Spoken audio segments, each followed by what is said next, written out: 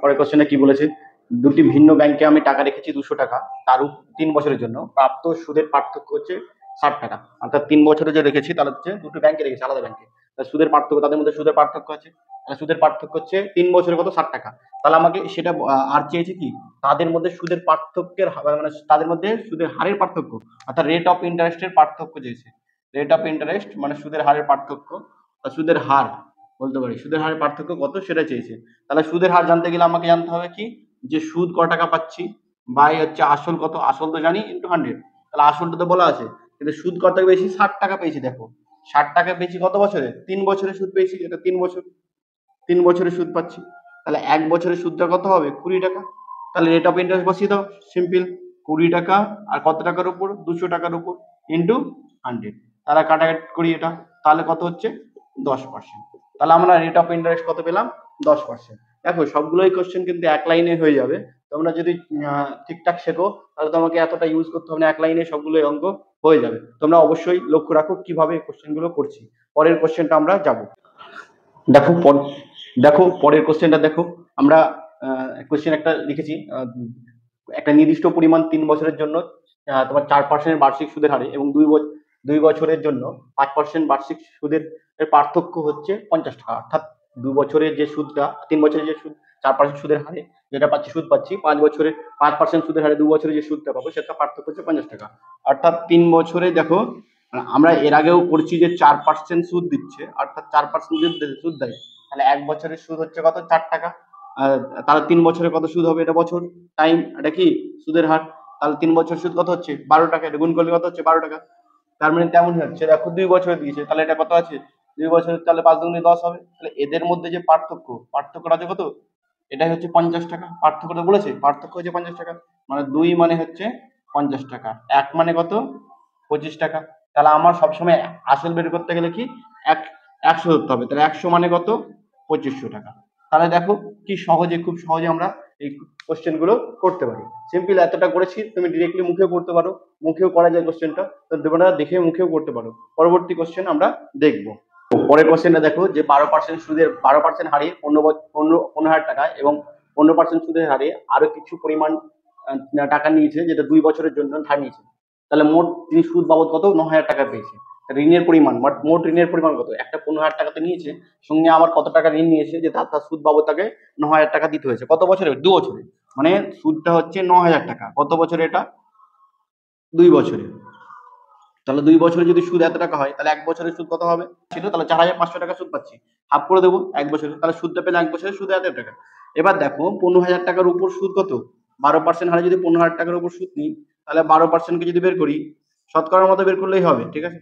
তাহলে কত পাচ্ছি, এটা গুণ করলে দুটো শূন্য কাটা গেল, তাহলে 150 আর 15 গুণ করলে কত হচ্ছে 180, 180 আর একটা শূন্য থাকছে, তাহলে পাচ্ছি কি 1800।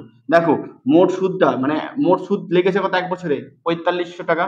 আর একটা ব্যাংকে, দুটো ব্যাংকে দুটো জায়গা থেকে নিয়েছে, একটাতে কত লাগলো 1800 টাকা। তাহলে আর সুদ কত টাকা বেঁচে আছে, তাহলে সুদ আর অন্য ব্যাংকের সুদ কত লাগছে, এদের থেকে এটা বাদ দিলে আমি পেয়ে যাবো অন্য ব্যাংকে কত টাকা সুদ লেগেছে। তাহলে বাদ দিই, 15 থেকে বাদ দিলে 7, আর এখানে বাদ দিচ্ছে কত থাকছে 2, তাহলে আমরা পেলাম 27। এই 2700 যে সুদটা পেয়েছি, তাহলে অন্য ব্যাংকে কত টাকা ঋণ নিয়েছি, ধরো এটা নিয়েছি, কত পার্সেন্ট হারে নিয়েছি, সেটা হচ্ছে 15% হারে। তাহলে এটাই তো 1 বছরের সুদ, আমি তো 1 বছরে বের করছি, তাহলে 1 বছরের সুদ বের করি, তাহলে পি সমান কত হচ্ছে 15/100 ইন্টু 2700। আর তাহলে পি সমান কি বের করবো, তাহলে 2700 থাকলো, আর এই 100টা উপরে চলে যাবে, আর নিচে চলে আসছে কত 15। যদি কাটাকুটি করি, তাহলে হচ্ছে দেখো 3 পাচ্ছে 15, আর এটা কাটি, তাহলে কাটছে কি 3 নাম 27, 900, আর 5 দিয়ে 5 18 90, তাহলে পেলাম কত এক, তোমার হচ্ছে 5 18 90, তাহলে হচ্ছে 180, মানে পেলাম কত 180, আর এখানে হচ্ছে 100 দিয়ে গুণ, তাহলে দুটো শূন্য বেরিয়ে যাচ্ছে এক্সট্রা, তাহলে পেয়েছে 18,000। তাহলে মোট যদি বলি, মোট ঋণ যদি বলি, ঋণ কত, তাহলে মোট প্রথমে নিয়েছিল কত 15,000 টাকা, আর পরে দেখো অন্য ব্যাংক থেকে নিয়েছে কত 18,000 টাকা। তাহলে 15 আর 18 কত হয় 30, 33, মোট 33,000 টাকা হচ্ছে। তাহলে তত ঋণ তাহলে কত 33,000 টাকা, বোঝা গেল। তাহলে আমরা দেখো প্রথমে আগে যে টাকাটা থাকবে সে টাকাটাকে বছরে নিয়ে এলাম, বছরে নেওয়ার পর এইটা মুখে হিসাব করতে পারো যে হ্যাঁ 1800 টাকা পেলাম, 1800 টাকা বাদ দিলে বাকিটা কত পড়ে থাকছে, এটা মানে হচ্ছে কি, তুমি 100 ধরেও করতে পারো যে তোমার হচ্ছে 100 মানে কত, 15 মানে কত, 115 মানে কত, সেটা ধরো করতে পারো। কিন্তু ওটা হচ্ছে এখান থেকে আমি দেখো পি, এই যদি পার্সেন্টেজ বের করি, এটাই তো সুদ, তোমার সুদের সুদ, এই সুদ মানেই তো এটা, তাহলে এক মানে পি মানে কত, এখান থেকে ক্যালকুলেশন করে আমরা সহজে বের করতে পারছি যে মোট ঋণটা কত পেলাম। তাহলে পরবর্তী কোশ্চেনটা দেখি যে কিভাবে আমরা, কোশ্চেনটা দেখো একটু বড় কোশ্চেন তো, কিন্তু ছোট ছোট ভাবে হয়ে যাবে। এটা আমরা দেখি কোশ্চেনটা কি লেখা আছে। রাজেশ একটা কত টাকা নিয়েছে, 25,000 টাকা, দুটি অংশে, দুটি 25,000 টাকা দুটি অংশে যথাক্রমে 15% 18% হারে বিভিন্ন ব্যাংকে জমা রাখে, অর্থাৎ জমা রেখেছিল, নিয়ে জমা রেখেছে। এক বছরে সে মোট সুদ হিসাবে কত 4,050 টাকা পায়। তাহলে 18% হারে যে মানে যে সুদটা পেয়েছে সেটা সেখানে কত টাকা রেখেছিল। এটা দুরকম ভাবে করা যায়, বেসিক ভাবে করা যায়, আমরা অনুপাত ভাবেও করতে পারি। তাহলে আমরা দুটো ভাবেই একটু দেখার চেষ্টা করব যে আমরা কোনটা সহজ হবে তোমাদের পক্ষে, সেটা তোমরা অবশ্যই অ্যাপ্লাই করবে।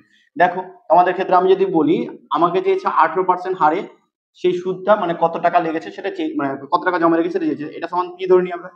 তাহলে পি ইন্টু আমরা ধরবো 18% একটা সুদ পাচ্ছি, আর একটা পাচ্ছি কত, 18% পাচ্ছি একটা সুদ বলেছে, তাহলে সুদ বের করবো, এটা সুদ বের করতে গেলে 18%, আর একটা পেয়েছি 25,000 টাকা থেকে, মোট 25,000 টাকা ছিল, তাহলে পি টাকা যদি বাদ হয়ে যায় তাহলে পড়ে থাকবে কত এটা, তাহলে পড়ে আছে কি এখানে 25 ইন্টু কত 15%, একটা হচ্ছে 15%, সুদ বাবদ কত টাকা পেয়েছি আমরা, আমরা এভাবে যাই প্রথমে, তারপর দ্বিতীয়টা আমরা পরে দেখছি। তারপর দেখো এখান থেকে যদি আমরা পার্সেন্টেজ ওয়াইজ বের করি, তাহলে আমরা পার্সেন্টেজ ওয়াইজ বের করতে গেলে দেখো পি ইন্টু এটা মাইনাস প্লাস করলাম 2500, 25,000, এখানে 25,000 হবে, 25,000 হবে, এখানে 25,000 হবে, 2500 ছিল না, 25,000 ছিল, 25,000 ইন্টু 15%, এটার সঙ্গে এটা গুণ, তারপরে এটার সঙ্গে এটা গুণ, মাইনাস, আমরা এত এ করে ক্যালকুলেশন করছি, তোমার যার ক্যালকুলেশন খুব ফাস্ট থাকবে সবার জন্য করা হচ্ছে, তার জন্য একটু স্লো করা হচ্ছে, যার ক্যালকুলেশন ফাস্ট থাকবে সে ডিরেক্টলি মাইনাস করে দিতে পারো, হ্যাঁ, এটা থেকে এটা ডিরেক্ট মাইনাস করে দিতে পারো, তো সেই হিসাবে হয়ে যাবে। কিন্তু যারা যারা খুব কম পারো তাদের জন্যও একটু বোঝানো হচ্ছে যে আস্তে আস্তে ধীরে ধীরে একটু করানো হচ্ছে। দেখো এটা 18%, এটা হচ্ছে 15%, এখান থেকে মানে 18টা পি থেকে 15টা পি বাদ, তাহলে কত থাকছে, 3টে পি থাকবে, 3টে পি মানে হচ্ছে পি ইন্টু 3%। আর এখানে দেখো পার্সেন্টেজ, এই পার্সেন্টেজ চিহ্ন 100 আছে, তাহলে আমরা দুটো শূন্য ডিরেক্ট একটু কাটাকাটি চেষ্টা করি, দুটো শূন্য কেটে দিই, 1 2 দুটো শূন্য কেটে গেল, তাহলে পড়ে থাকছে কি 2500 মানে 250 ইন্টু 25, এটা পড়ে থাকছে, সমান পড়ে থাকছে কত, এটা, এটা ক্যালকুলেশন করি, ঠিক আছে। তাহলে এটা হচ্ছে গুণ করি, তাহলে 15 25 কত হয়, আমার হচ্ছে 12 25 300, 15 25 হচ্ছে 375, তাহলে এটা কত পাচ্ছি, এটা পার্সেন্টেজ থাকলো, এখানে থাকছে কি 375, তার মানে 375 একটা শূন্য আছে, তাহলে কত পেলাম 3750 আর 40 50, তাহলে ওদিকে নিয়ে যাই একটু ক্যালকুলেশন করি। তাহলে তোমরা পরবর্তীকালে আরেকটা স্টেপ দেখাবো, যেটা তোমরাই বুঝতে পারবে যে কোনটা স্টেপে করলে সুবিধা হবে।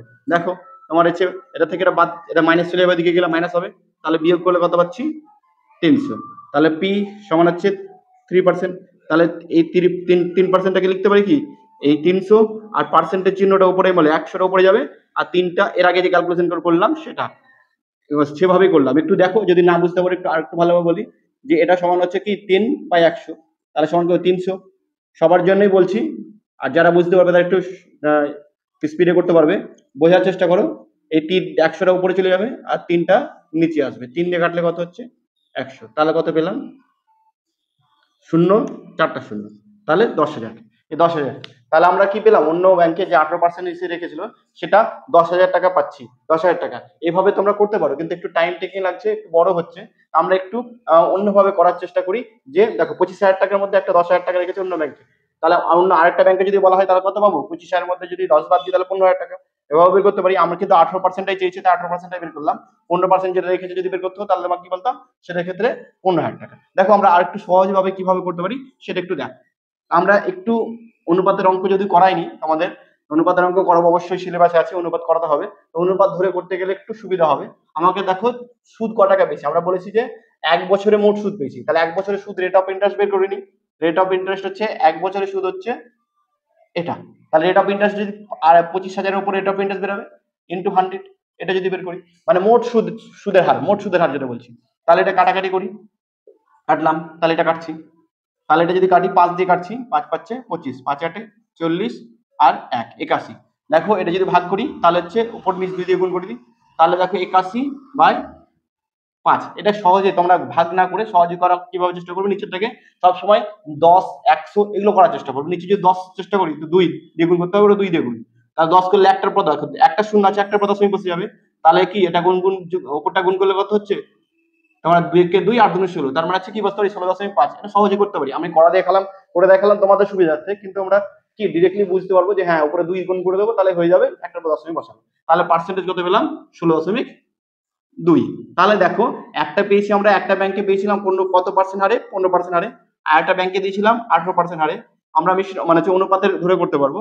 আর মানে যেটা যৌথ মানে দুটো ব্যাংকের মোট পেয়েছিলাম তাহলে কত 16.2।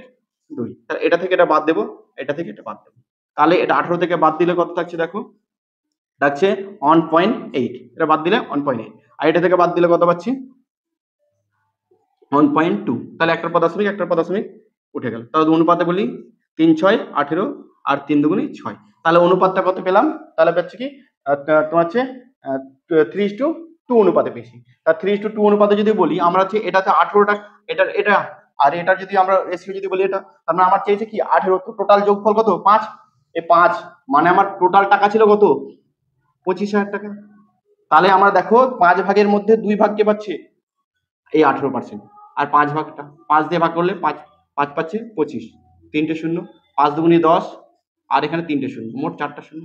তাহলে দেখো একটা লাইনে খুব সহজে হয়ে যাচ্ছে যখন আমরা রেশিও ধরে করছি। তোমরা ওইভাবেও করতে পারো, তোমরা রেশিও ধরে করতে গেলে যে এটা ক্যালকুলেশন একটু শর্ট হয়ে যায়, সুবিধা হয়। তোমরা পরবর্তী কোশ্চেন দেখো যে কিভাবে করি। কোশ্চেন দেখো কি বলেছে, একটি নির্দিষ্ট পরিমাণের উপর 14 মাসের সরল সুদ বার্ষিক 6% হারে একই পরিমাণের উপর 8% হারে 8 মাসের চেয়ে 250 টাকা বেশি পায়।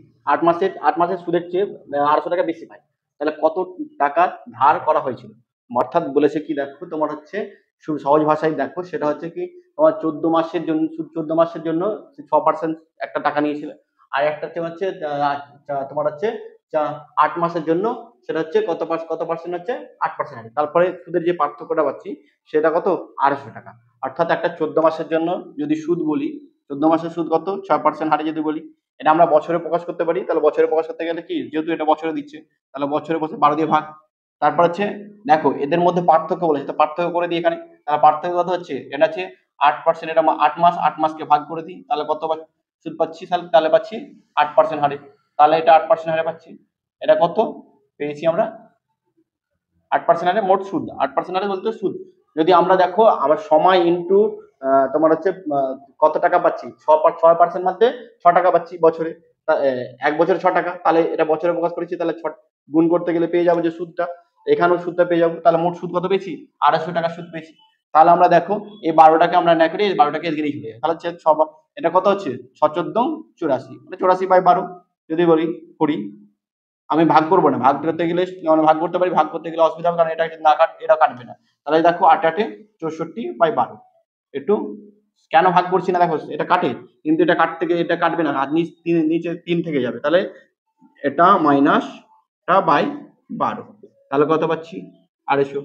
তাহলে এটা থেকে এটা বাদ দিলে কত হচ্ছে 20 হচ্ছে, আর 12টা এদিকে গুণ করে দিই, তাহলে 250 ইন্টু 12, তাহলে 1 মানে কত, তাহলে আমরা কাটাকাটি করি এটা, তাহলে কাটছি 6, তো 6×25 হচ্ছে 150। কিন্তু আমাকে চেয়েছে কি দেখো আসল ঋণ কত টাকা, আসল কত টাকা, তার মানে আসল সবসময় 100 ধরতে হবে, তাহলে 100 মানে কত, তাহলে 150 ইন্টু 100, তাহলে কত হচ্ছে, তাহলে হচ্ছে 15,000, 3টে শূন্য আর 15,000। দেখো খুব সহজে আমরা বের করতে পারলাম। তাহলে এটা কেন 12 দিয়ে ভাগ করেছি, কারণ হচ্ছে মাসে দেওয়া আছে তাই 12 দিয়ে ভাগ করেছি, যদি বছরে দেওয়া থাকে তাহলে 12 দিয়ে ভাগ করতে হবে। তাহলে সিম্পল ব্যাপার, কারণ বছরে তোমার রেট অফ ইন্টারেস্ট সবসময় বার্ষিক বলেছে, তো বার্ষিকই হয়, হ্যাঁ মান্থলি বলতে পারে কিন্তু বার্ষিক বলেছে তাই বার্ষিকই যাবো। তো সেক্ষেত্রে বার্ষিক করতে গেলে এটা বছরে প্রকাশ করতে হবে। তাহলে আমরা কত পেলাম 15,000 টাকা, তাহলে অ্যান্সারটা কত পেলাম 15,000 টাকা, আসলটা 15,000 টাকা। পরের কোশ্চেন দেখো যে কিভাবে করি। পরের কোশ্চেনটা মানে হচ্ছে কত সময়ের মধ্যে 72 টাকা বার্ষিক 6.4% সরল সুদের হারে 81 টাকা হয়ে যাবে। মানে 72 টাকা যে ছিল সেটা 81 টাকা হচ্ছে। তাহলে আমরা যে এই যে 72 টাকা থেকে 81 টাকাতে সুদ পাবো, তাহলে সুদ ক টাকা পেয়েছি, সুদটা দেখে নিই আমরা, সুদ ক টাকা পেয়েছি, সুদ পাচ্ছি আমরা 9 টাকা। এই 9 টাকা সুদ আমরা সহজে দেখো সুদের হার দেওয়া আছে, সুদের হার কত 6.1 এটা, তোমরা এটা ফ্র্যাকশন ভ্যালু ধরে করতে পারো, ঠিক আছে। আমরা সময় চেয়েছে, তো সময় চাইতে গেলে আমরা কি সূত্র, আমি বলেছিলাম যে সময় সূত্রটা মনে রাখা ভালো। তাহলে আই সমান হচ্ছে কত P T into P into T into R by 100 এটা।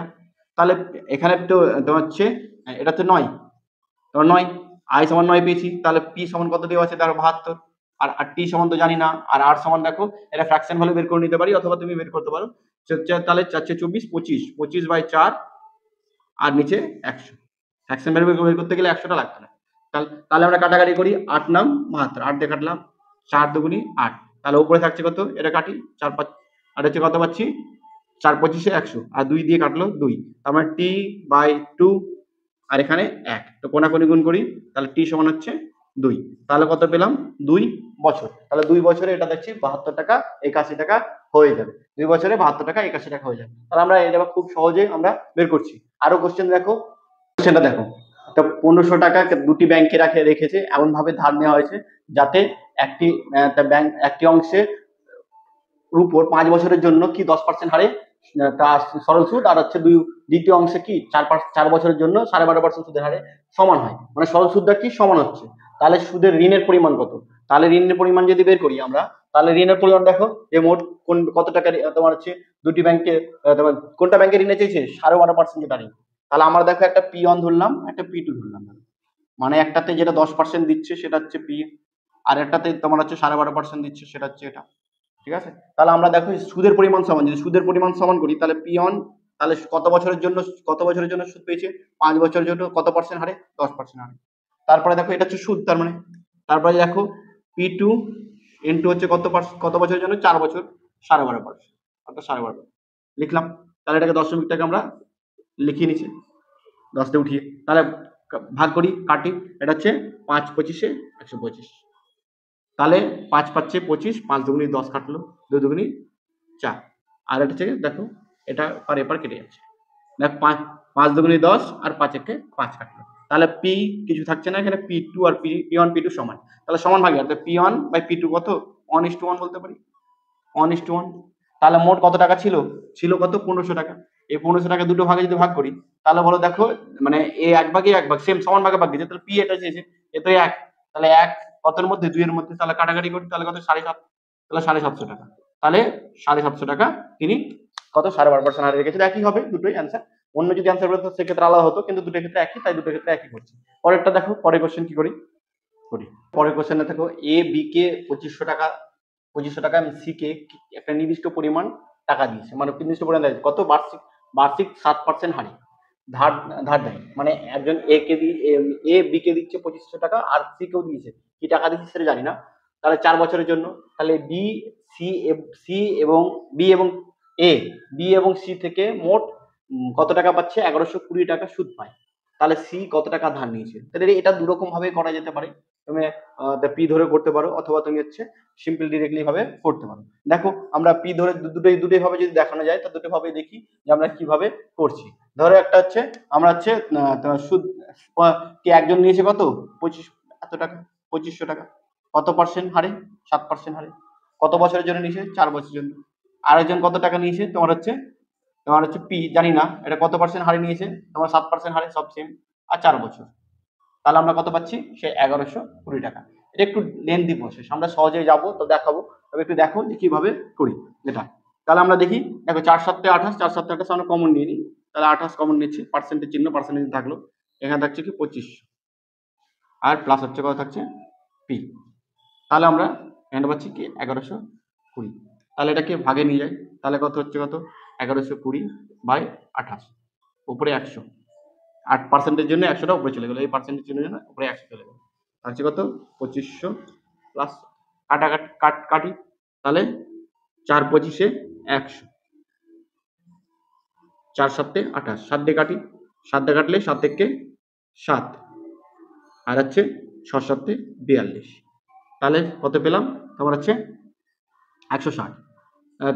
আবার তোমার হচ্ছে যদি গুণ করি একটু সুবিধা হতো, যদি এটা না কাটতাম, এটাকে আমি যদি না কাটি তাহলে সুবিধা হয়, গুণ করতে 100 রেখে দিলাম, তাহলে এখানে 25 4 থাকছে, 4 4 16, তাহলে 0 আর এখানে 14, 4000 টাকা, তাহলে 4000 টাকা।